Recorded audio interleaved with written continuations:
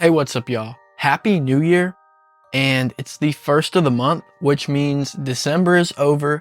So now it is time to talk about each movie that I watched in December and rank them from worst to best. And I watched a total of 21 movies in December. So, you know, that's a decent amount. I'm not mad about it. If you remember, I did a 12 days of Christmas where I watched 12 new movies from the 14th to the 25th, and all those movies will be on here. There might be spoilers, so if you're interested in any of these movies, when you hear the name, go ahead and click off or whatever you want to do. I don't think I'm going to spoil them too bad, but you never know. We'll see what we get into here in a few minutes. And also, I'm not ranking these movies on how great I think they are per se overall, but I'm going to rank them according to my watch in December on how well the watch was. You know, maybe it has some candles lit, maybe it had the fireplace on, you know, maybe it was the mood was just right for that movie. So that movie might go up a couple tiers, you know. So it doesn't mean I like certain movies over other ones, but according to the watch in December, the quality of the watch, that is how I will be ranking them, if that makes sense. But without further ado, let's get right into these rankings. So number 21, last place, is Black Christmas from 2019. Now, this is the remake slash re-look at, or whatever you want to call it, of the original Black Christmas from 1974. And, you know, I'm not going to be painting this thing prettier. You know, I'm just going to tell you straight up, this movie was shit. This movie was shit, and I couldn't finish it. It just ruined my day. It is just a garbage movie of the directors. Yeah, I'm not sure what their names are. I didn't even take the time to do research. The movie, it wasn't worth my time. It was just, you know, the feminism approach here of just, you know, men suck. We get it. We get it. You don't like men. Cool. I mean, cool, but like, it's like that, the message, the theme ruined what they were trying to do with the movie.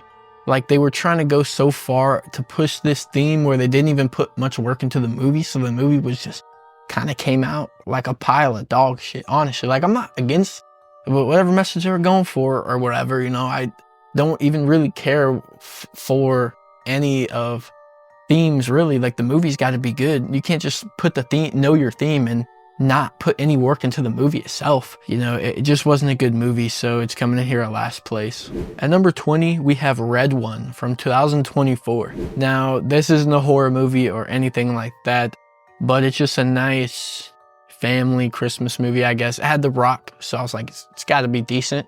It wasn't. It wasn't very good.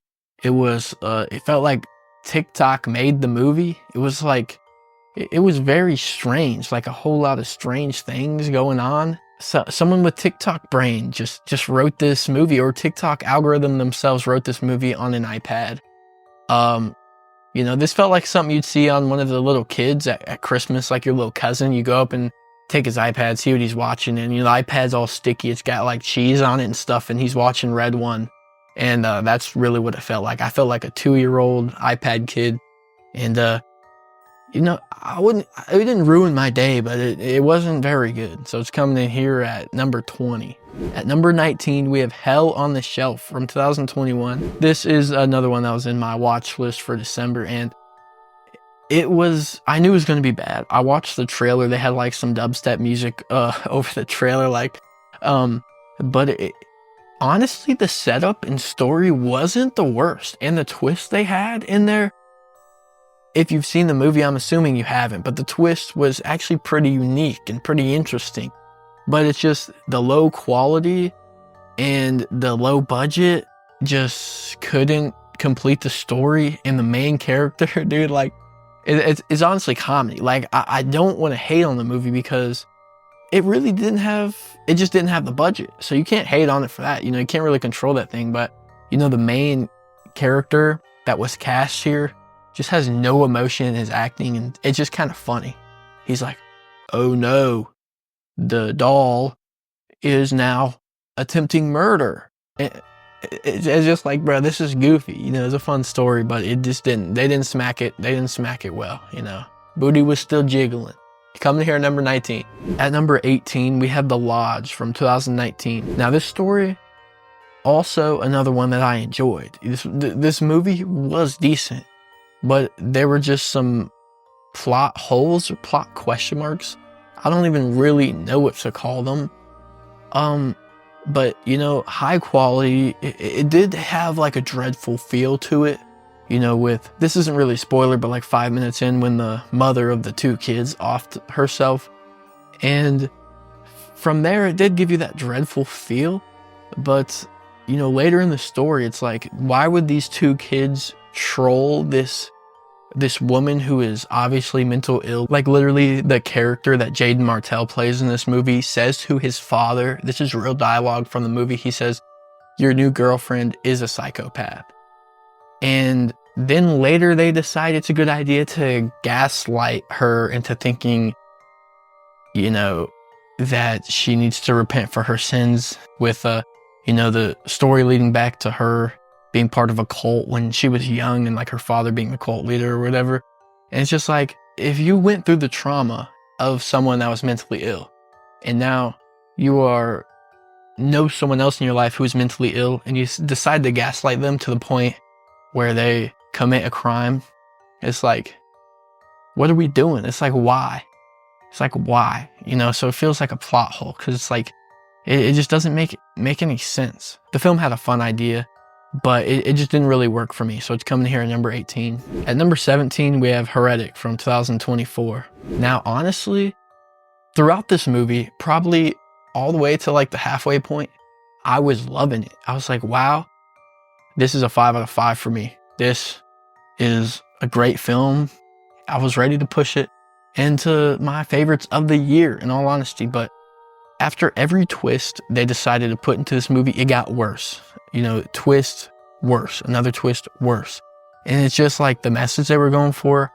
I don't know if if someone that was atheist was going for a message here in this movie, or if someone was Christian that was going for the message here in this movie. So that I can't really tell. But, you know, I guess the theme doesn't have to give me too much of an opinion. Like, the theme's not going to ruin the movie for me. But I just think the over-relying on the twists just ruined it. The overuse of twists ruined it. And it's just like, sure, you can have one twist and that'll be fun. Like M. Night does, you know, he has his twists and they're good. And he usually makes at least decent movies. But here, with there's probably 4 different twists that happened in this movie. And it's just like, what are we doing? It's like, you're doing too much at this point. So I just couldn't really love it as much as I wanted to, and as much as I was enjoying it until the halfway point when all the twists started to happen. But not a terrible movie, but it's coming in here at number 17. At number 16, we have Red Snow from 2021. Now, I was pleasantly surprised with this movie. I know it was a low budget, never really heard of it before. I decided to watch because it was a fun little vampire movie. And honestly, this story, if this movie had a higher budget, this would be a banger. People would love this movie, but the budget's so low that the story that was written here can't be enjoyed. So like, I feel like if like an A24 or a company that has the money that can invest in a story like this, and whoever wrote this, if they could buy it off of them and produce this with a higher budget, this would be a banger. So I enjoyed it. I could get over the, you know, decent acting, I'll say. It's not the best, but I can enjoy the story for what it was. And I really had a great time with this. It was just a fun vampire story and had a little bit of meta, a little bit of comedy. I was laughing. I thought it was decent. And like I said, if there was a higher budget, this would be a banger. So if you have not seen Red Snow, I really recommend it. And let me know what you think. But for now, it's coming in here at number 16. At number 15, we have Krampus from 2015. I love how they explored the Krampus lore from, you know, hundreds and hundreds of years. This lore has been going on.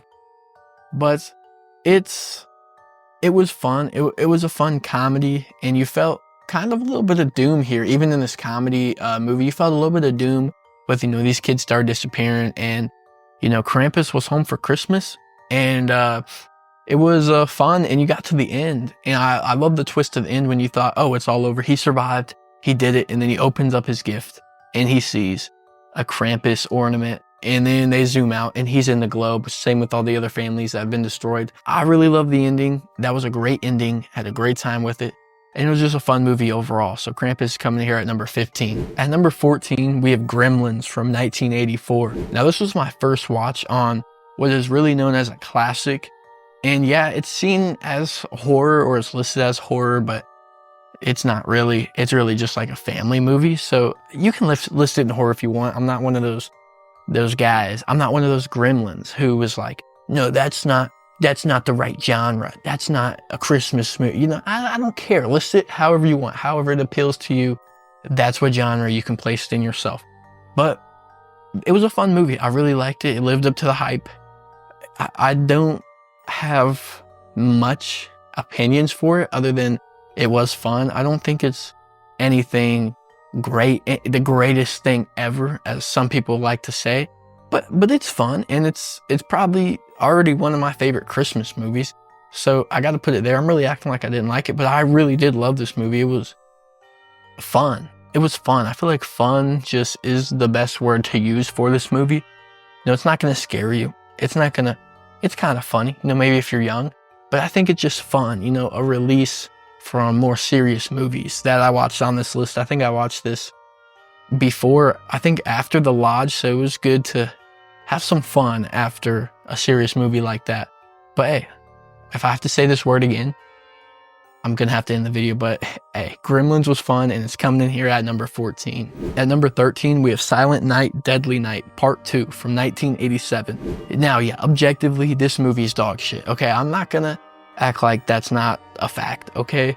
The budget was very low, and honestly, they didn't even have original clips. It was mostly flashbacks because they didn't have the budget to film this new story.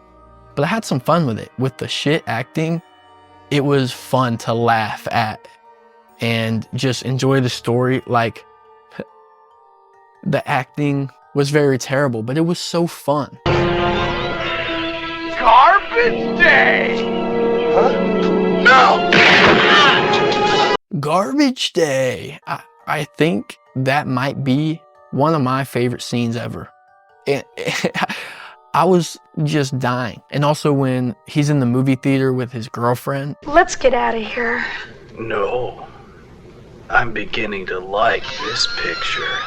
That scene is actually so funny too, because it's like, who wrote this? And the actor also just didn't do a good job, or maybe he knew he was doing a little cheesy movie, so he leaned into that. I really had some fun with it, and I had fun with continuing the story from part 1.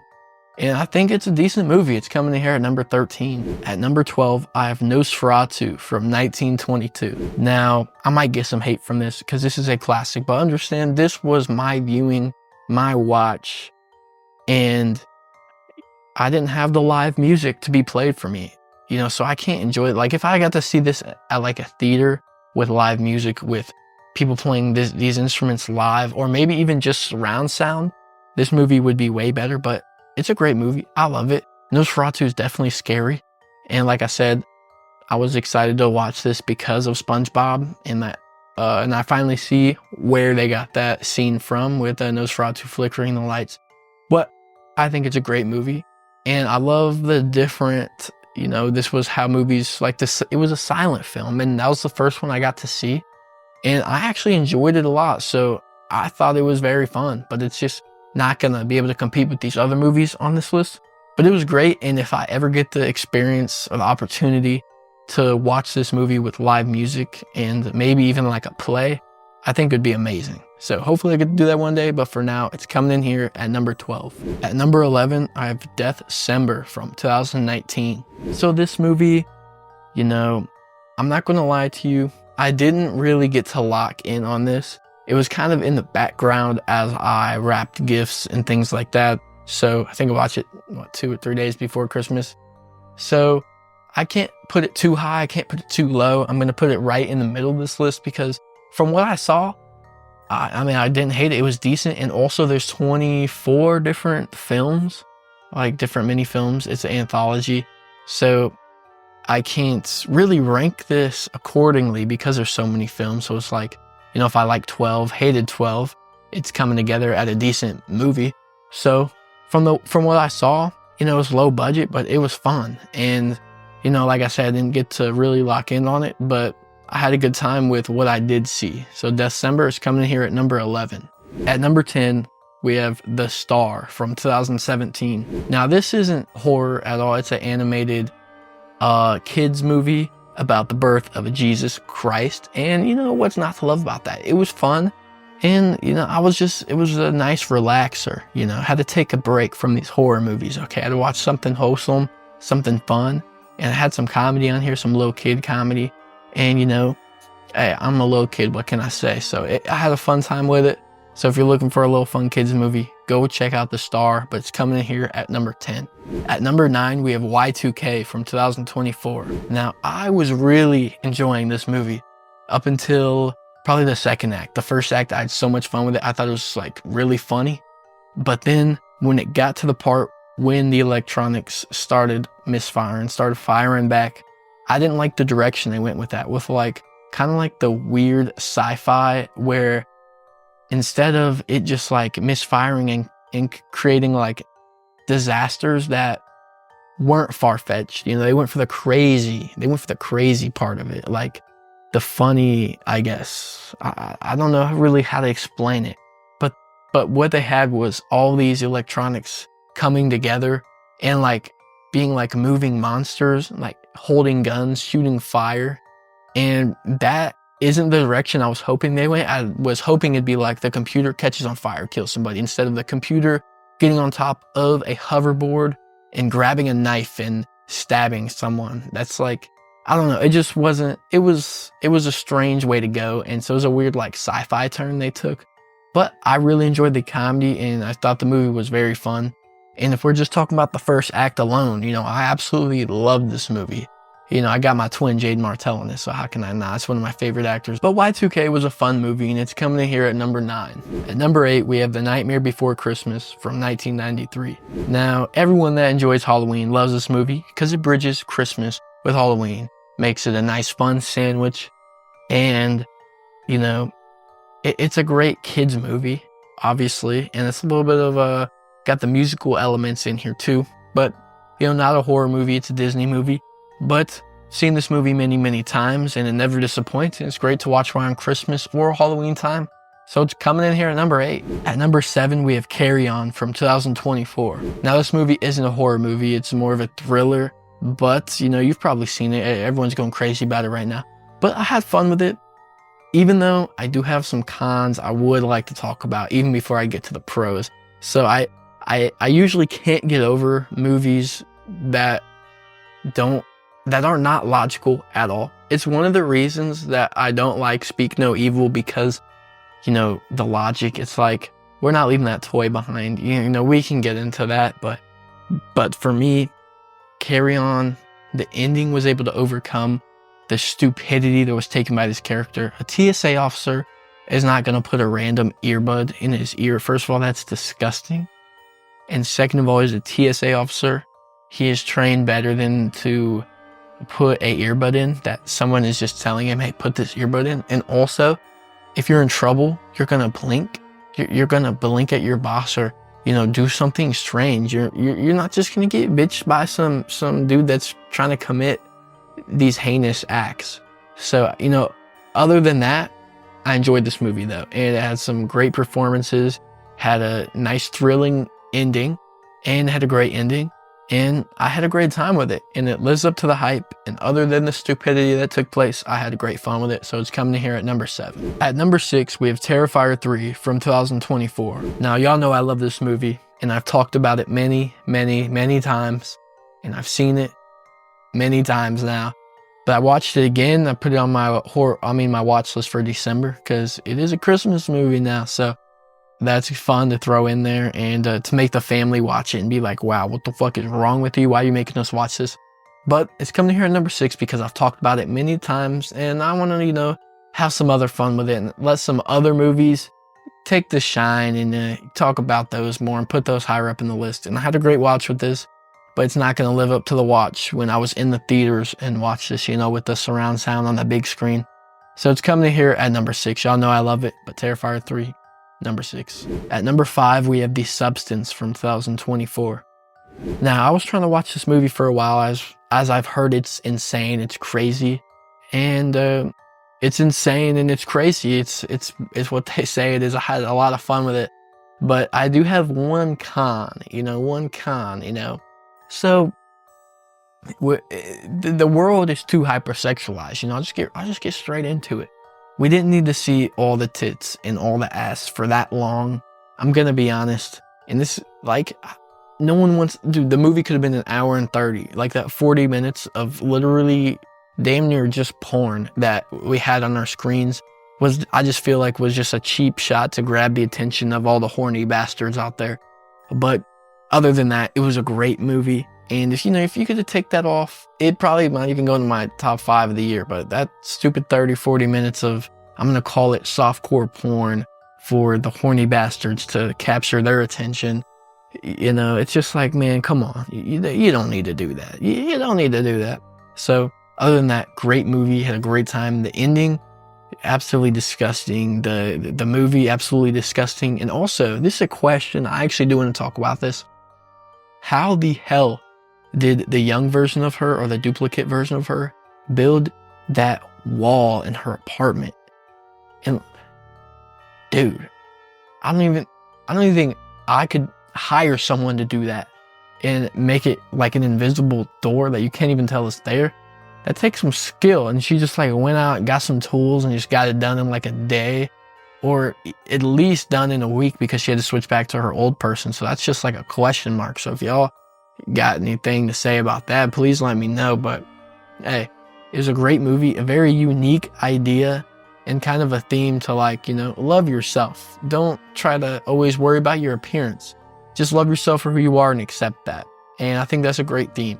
So I had fun with it, and The Substance is coming in here at number 5. At number 4, we have Black Christmas from 1974. Now, classic. Everyone knows Black Christmas is a classic, and I like to watch every year around Christmas time, and I love it. There's nothing more to say about it, and I was able to show some other people it this year, and they were like, wow, this is a great movie, and really just a nice way to terrorize your Christmas break, your Christmas spirit.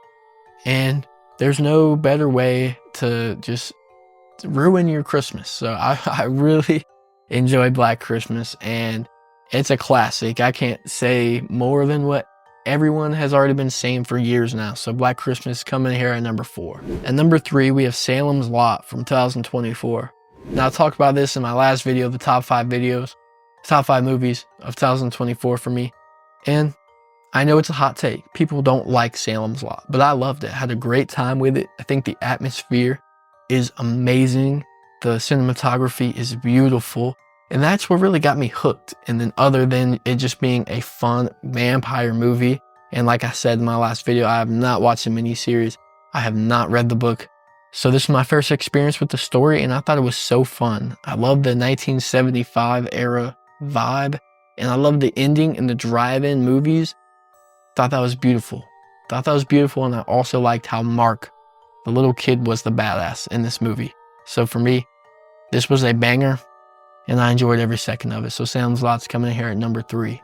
At number 2, we have Nosferatu from 2024. I love this movie a lot because I got to watch it in theaters on release day on Christmas. That was a sick experience for me.